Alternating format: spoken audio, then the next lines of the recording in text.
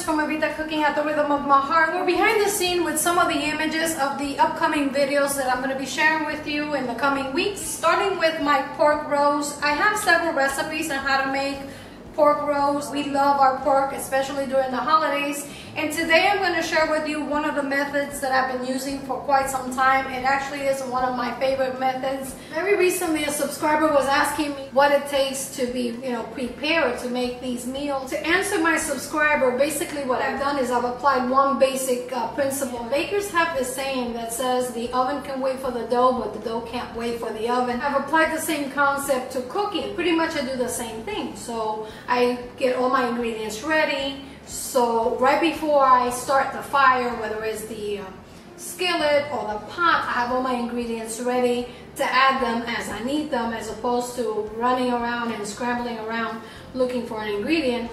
And that, with a little bit of practice, you become a little bit more organized and, of course, more efficient in the kitchen, because once you have all your ingredients ready, not only do you make sure that you have everything you need to prepare the dish, but you also have everything on hand when the dish is ready for that particular ingredient. So that's my little secret. I learned to cook by watching mostly my mom, my aunts and uncles, which are amazing cooks. Most of everything I learned with them didn't come with a recipe. I had to pretty much figure it out. One of the things I do remember is that I was always asking questions. How much do you put of this? How much do you put of that? They hardly ever can give you an answer. To be honest with you, most of the time they don't give you an exact measurement. It's a little bit of this and a little bit of that, which is very interesting because we all learn to cook pretty much the same way.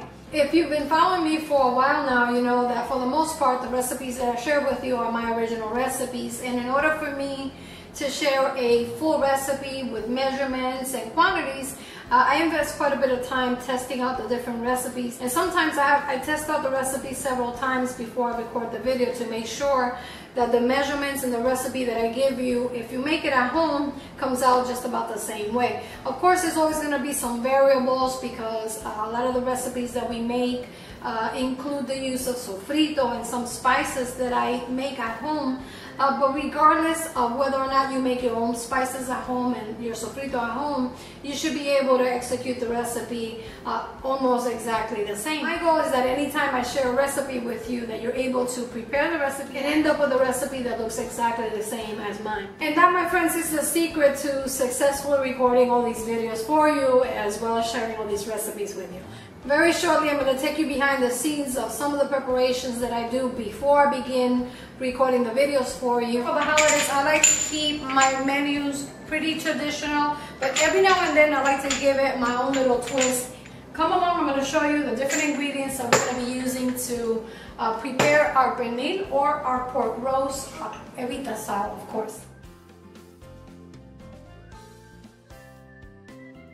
Over here, what you see is all the ingredients that I've already pulled out from my pantry, along with all the little measuring cups that I normally use to prepare before I begin recording my videos. Sometimes I record more than one video in a day, depending on what I'm making. So if the dish I'm preparing includes more than one component, I like to share that recipe individually just to give it the attention that it needs. The very first thing that happens right before I begin recording is I like to tie my hair back and wrap it to make sure that we keep everything nice and clean. Normally this happens behind the scenes, and once I have my hair all wrapped up, we're ready to go. This channel is bilingual and I record both videos separately, real time, no voiceover. That means that in order to prepare for each video, I have to prepare and pre-measure all my ingredients twice separately.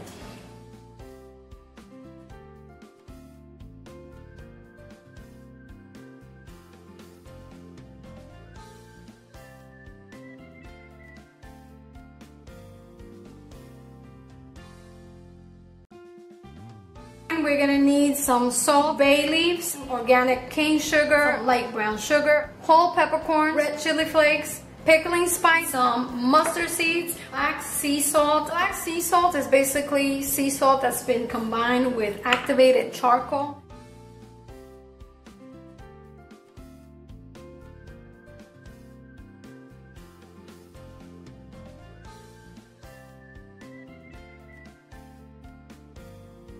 And here's our brine for the roast pork. And I hope to see you back for the full step-by-step on how to make Evita's pernil asado.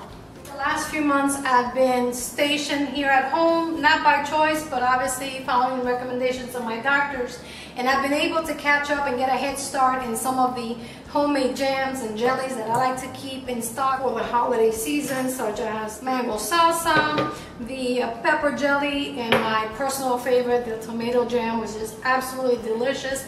And it's a must-have in the pantry during the holidays in my house. I like to make these ahead of time. I give them as gifts. Tomato jam is absolutely delicious, and you can serve it in sweet and savory dishes. It's absolutely spectacular. If you've never tried tomato jam and you would like to see a step-by-step of how to make tomato jam, leave me your comments down below, and I'll be glad to put a step-by-step video for you. I also been able to catch up on some of my flavored salts, and over here I have the lemon salt, which is my favorite. Some pineapple jams. I've been able to can some tomatoes. I like to do this in the summertime because the tomatoes seem to be a little sweeter around the summertime. You just have to make sure that you can them properly, follow the directions of the manufacturer to do that.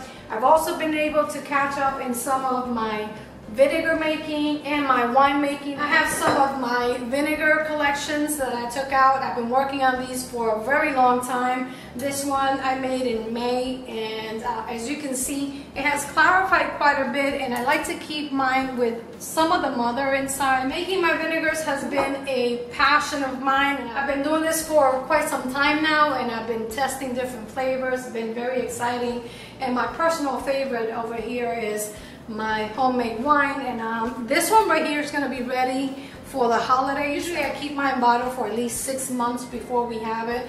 I did reserve a little bit of this apple wine, and I have to say it's absolutely delicious. I make my own homemade vinegars and wines mostly because it's homemade, and also because you know exactly what went into it and the whole process. And to be honest with you, it's very exciting to know that you can make these things at home without being so dependent of the local grocers or the liquor store.